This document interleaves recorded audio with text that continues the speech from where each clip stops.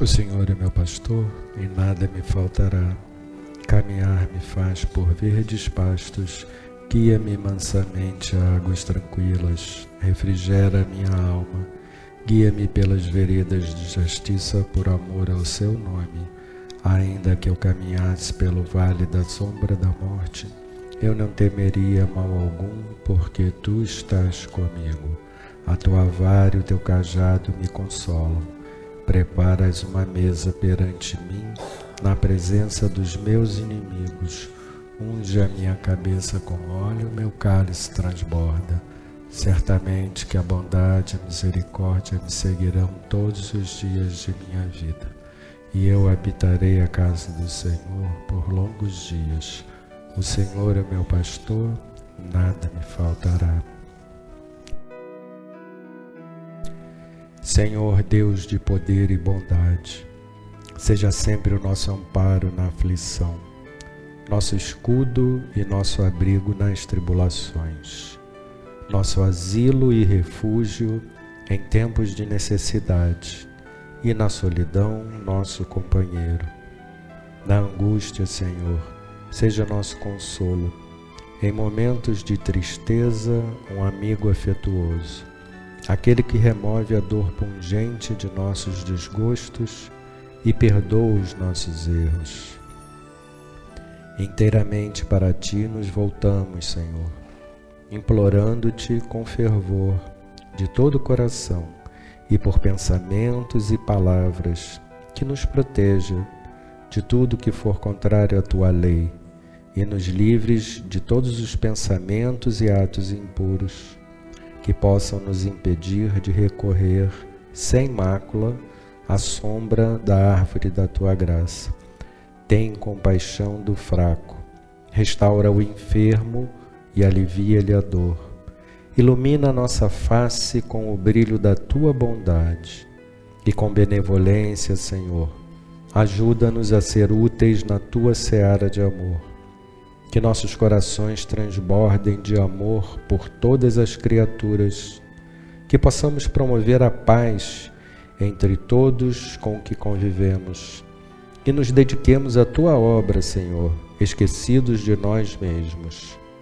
Senhor, nos cubra sempre com o teu perdão e a tua graça, que debaixo da tua energia protetora possamos sempre nos aninhar e sobre as nossas cabeças desça sempre o teu olhar de universal amparo. Que assim seja.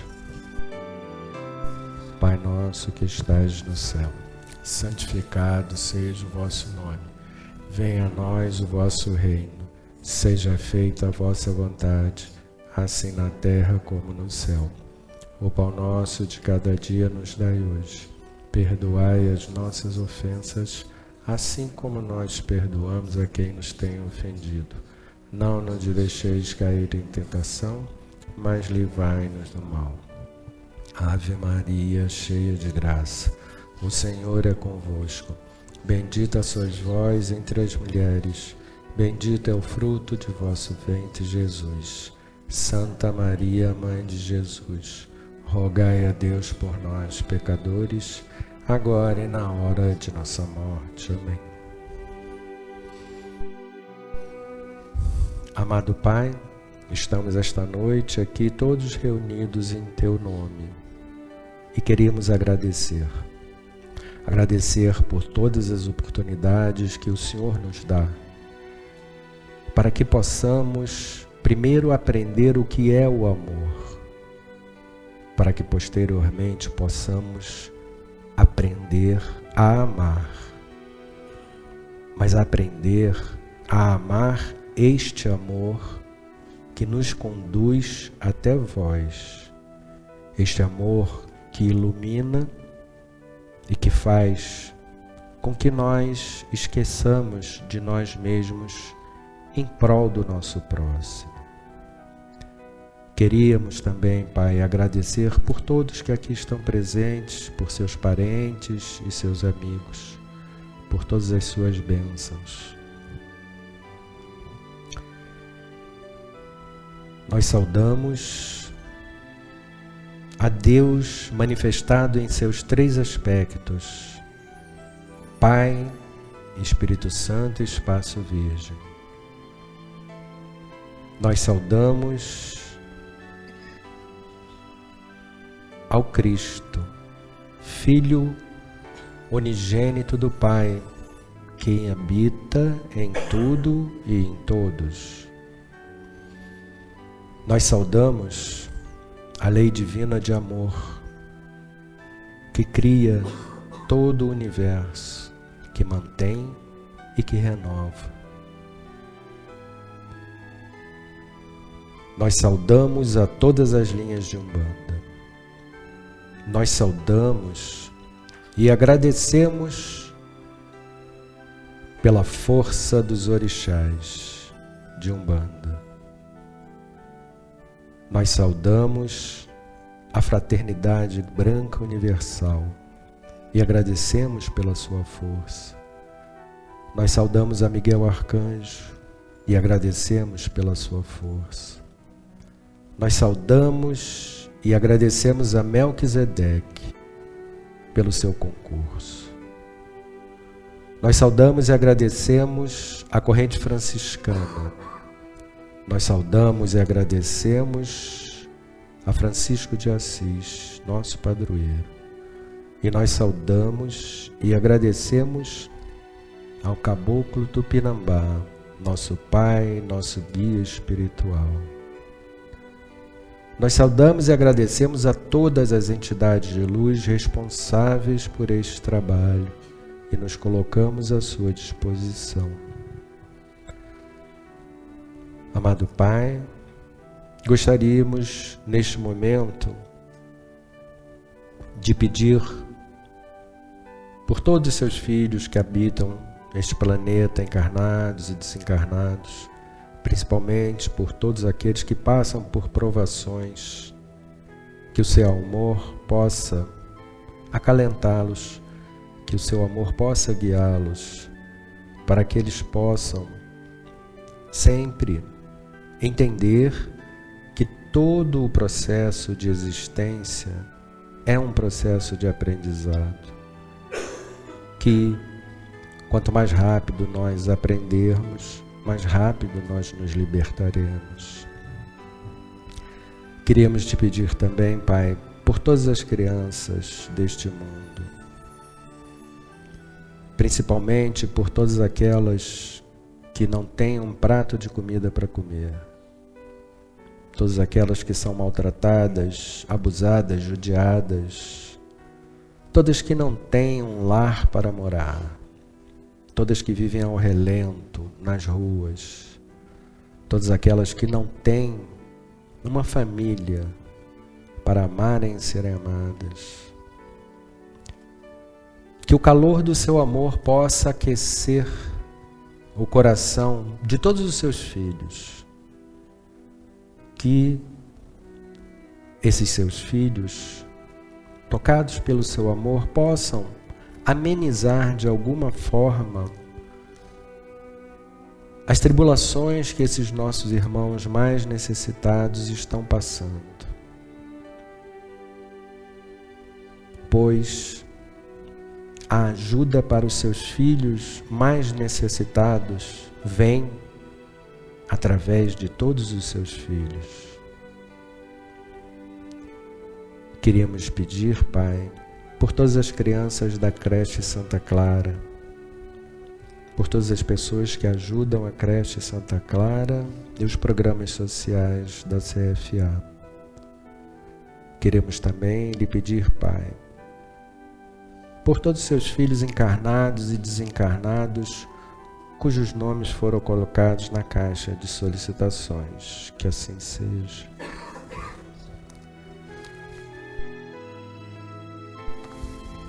Da sabedoria do Evangelho de Torres Pastorino, a escolha dos 12.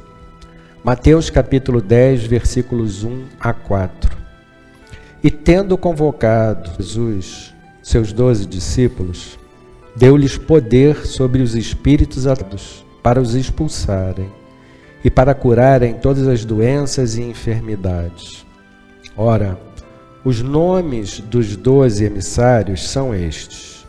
O primeiro, Simão, que também se chama Pedro, e André, o seu irmão, Tiago, filho de Zebedeu, e João, seu irmão, Filipe e Bartolomeu, Tomé e Mateus, o coletor de impostos, Tiago, filho de Alfeu e Tadeu, Simão, o cananita, e Judas Iscariotes, o que o entregou.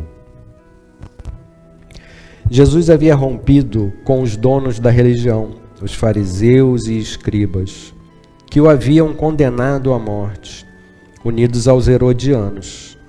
Era a força religiosa e a força civil do momento.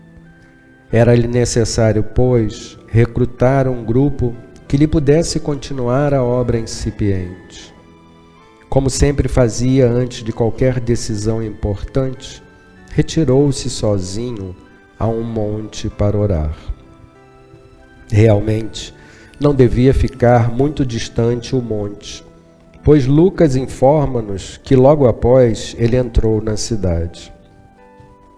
Bem como anota que passou toda a noite no oratório de Deus. Esses oratórios, lugares de oração, eram geralmente paredes sem teto, com assentos em forma de anfiteatro, usados nas cidades em que não havia sinagogas, para as devoções e preces. Ora, Cafarnaum possuía sinagoga havia pouco tempo, pois ali ainda servia o centurião romano que a construíra. Então, o oratório devia achar-se meio ou de todo abandonado, sendo ideal para seu isolamento e por suas vibrações devocionais para o transcurso de uma noite em oração. Ao sair de sua prece prolongada, já durante o dia, Jesus chama a si, como diz Marcos, aqueles que ele quis, e todos imediatamente aderiram a ele. Escolhidos os 12, deu-lhes o nome de emissários, que em grego é apóstolos. É a primeira vez que aparece esse título. A esses 12 emissários, Jesus confere autoridade sobre os espíritos atrasados, obsessores. Essa interpretação coincide perfeitamente com a ideia original dos escritores que traduziram por espíritos não purificados. A expressão hebraica que era o nome dado aos desencarnados, que ainda habitavam os cemitérios, lugares considerados impuros, é a esses espíritos de cemitérios que Moisés proíbe de evocar para consultas. Bom, esse evangelho de hoje traz para a gente a convocação final que Jesus fez aos seus emissários, que é assim, o significado da palavra apóstolo. Lógico que Jesus veio recrutando durante um período, os primeiros que Jesus recruta são Pedro, André, seu irmão, Tiago e João Evangelista, que era irmão de Tiago. Depois, logo em seguida, ele recruta Mateus, o apóstolo. E depois ele vem recrutando os demais até somarem 12. É muito interessante a gente notar... Primeiro precisamos entender que Jesus é divindade pura, né? Se não é o ser mais evoluído, é um dos seres mais evoluídos que já estiveram neste planeta. E aí, a gente precisa pensar um pouco, refletir um pouco, né? Por que Jesus nasceu numa família simples, que teve que fugir para o Egito, assim que Jesus nasceu em Belém? Por que tinha que ser tão humilde? Por que ele escolhe 12 pessoas humildes, pescadores, pessoas que estavam, tipo Mateus, que era coletor de impostos, mas ele já não estava mais tão satisfeito com a vida que ele levava, por isso que ele adere rapidamente à proposta de Jesus. Isso nos dá uma dica. Qual é o caminho para que a gente possa se ligar à divindade? A divindade, ela nunca procura o poder, apesar dela nascer com poder. Jesus nasceu com pleno poder. Ele curava, ele afastava maus espíritos, tanto que ele manda seus emissários em nome dele para propagar a boa nova, que é o significado de evangelho.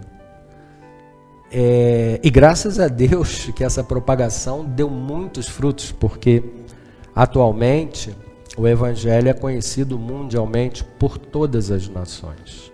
Muitas pessoas aceitam as palavras do evangelho, mas principalmente aquelas pessoas que já se desiludiram pelo menos um pouco, né, dessa grande ilusão que a gente vive.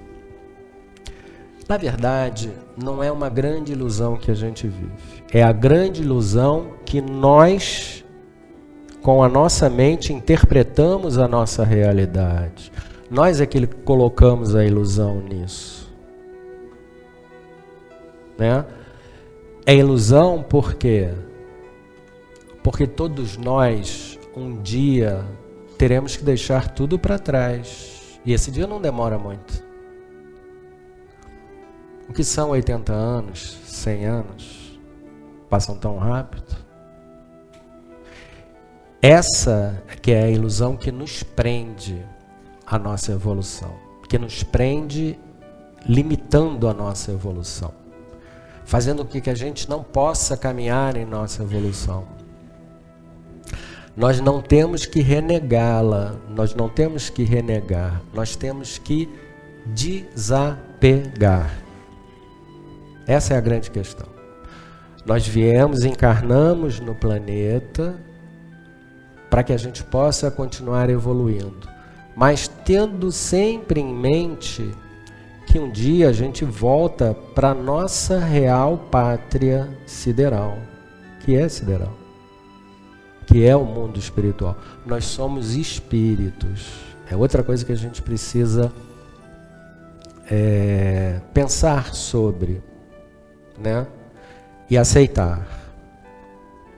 Lógico, para aqueles que quiserem abrir a sua mente. Mas abrir a mente é importante nesse processo de evolução espiritual. Nós somos espíritos que momentaneamente estamos encarnados. Momentaneamente. Pela história, a gente nota que o ser humano já está no planeta durante muito tempo, né? Então, nós estamos neste planeta durante muito tempo, né? Centenas, dezenas de milhões de anos.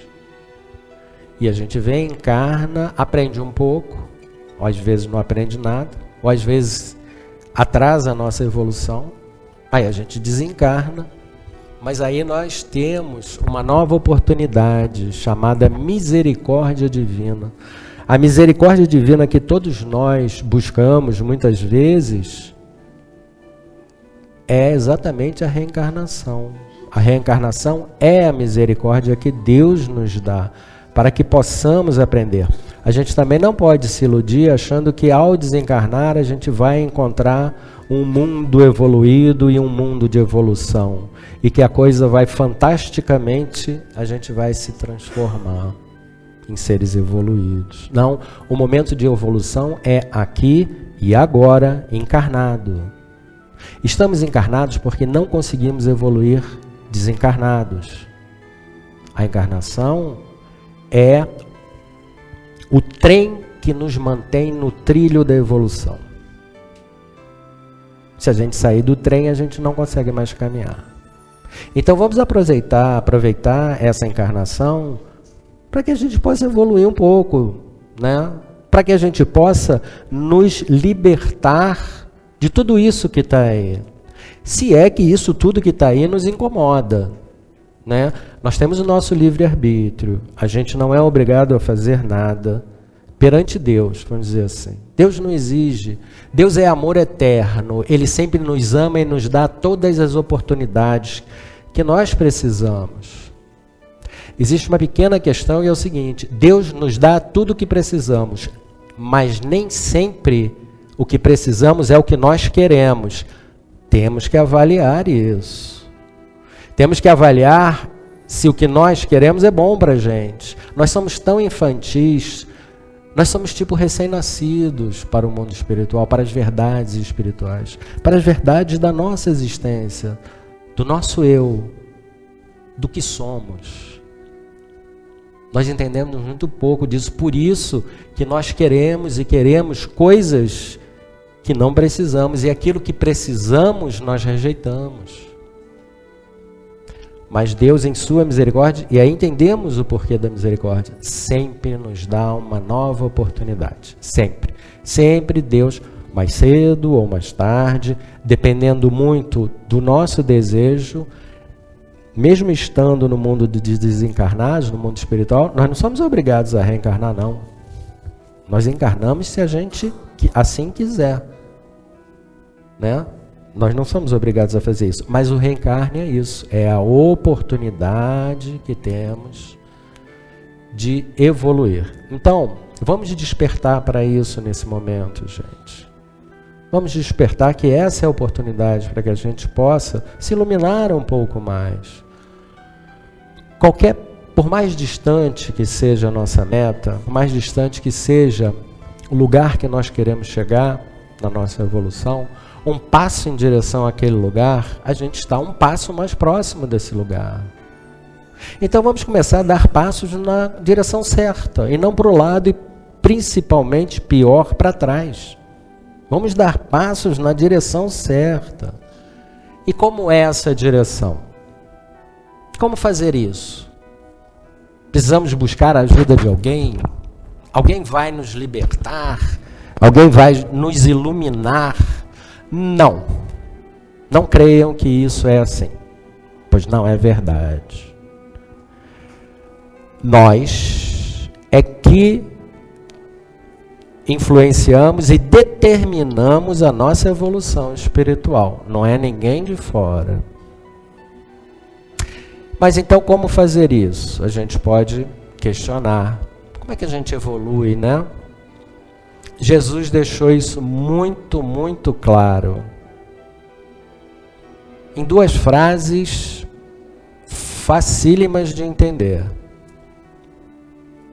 Amar a Deus sobre todas as coisas. Entender que existe, né, uma inteligência suprema que criou o universo. E, principalmente, amar ao próximo como Ele nos amou. Ele é o exemplo de como amar. Jesus amou a todos nós. Por isso Ele deu a sua vida. Ele reencarnou por nós. Ele transmitiu a mensagem de liberdade para nós, que é o Evangelho, e desencarnou por nós, para nos mostrar o caminho, para nos tocar, nos dar o exemplo, para que a sua boa nova pudesse frutificar através dos seus emissários, como frutificou. Então, para aqueles que quiserem ganhar um pouco mais de luz, eu vou ser sincero para vocês. Não adianta ficar procurando lugares, templos, pessoas, procedimento A, procedimento B, procedimento C, tomar passe, passar por desobsessão.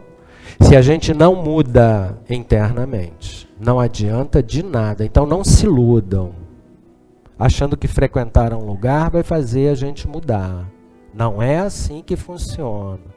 Temos que buscar dentro de nós essa mudança. Como Jesus já falou. Amai o próximo como a si mesmo. Quando a gente ama o próximo, a gente está amando Deus, porque Deus está dentro de cada um de nós, que é a partícula divina chamada Cristo. Cristo vive dentro de nós. Jesus disse, Deus está em vós. Quando ele disse isso, ele quis dizer, Cristo está dentro de vós. Então, vamos fazer esse Cristo, vamos permitir que esse Cristo se ilumine através de nós, amando o próximo. Esse é o recado desse Evangelho.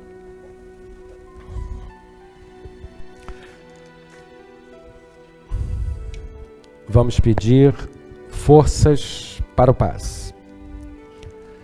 Senhor, dai-nos forças para o passe, que através de nossas mãos possam fluir essas energias trazidas pelos guias espirituais para o trabalho desta noite. Essas energias que podem nos acalmar, podem nos apaziguar, podem nos equilibrar, podem afastar as más energias e podem até nos curar, sempre dependendo do nosso pensamento, do nosso comportamento, da nossa aceitação durante o passe. Senhor, faz de nós instrumentos da sua paz. Onde houver ódio, faz com que eu leve o amor. Onde houver ofensas, que eu leve o perdão. Onde houver discórdias, que eu leve a união. Onde houver dúvidas, que eu leve a fé. Onde houver erros, que eu leve a verdade. Onde houver desespero, que eu leve a esperança. Onde houver tristezas, que eu leve a alegria. E onde houver trevas, que eu leve a luz. Ó Mestre, faz com que eu procure mais consolar que ser consolado, compreender que ser compreendido, amar que ser amado, pois é dando que se recebe, é perdoando que se é perdoado, e é morrendo que se nasce para a vida eterna, que assim seja.